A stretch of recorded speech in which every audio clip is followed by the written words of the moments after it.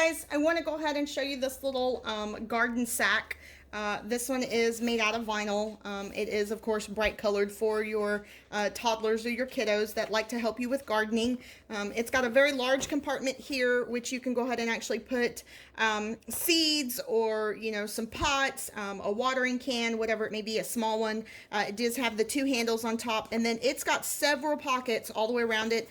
These larger ones are perfect for packets of seeds, as well as these here were actually perfect. There's two of them here on this side and then three smaller ones actually on this side, and these are perfect for your tools. So I just wanted to go ahead and show this to you because this is fantastic for a small kiddo who's wanting to go ahead and actually help you in the garden, or it actually has multiple purposes. You can actually go ahead and use this for some handheld games in the center, as well as crayons or markers or anything on the outside, or you could actually take smaller coloring books and actually put on the inside. So I think this has multiple purposes, not so much that you can just use it just for gardening, but it is a perfect little bag for a little one to be able to go ahead and take outside, or, you know, on a road trip.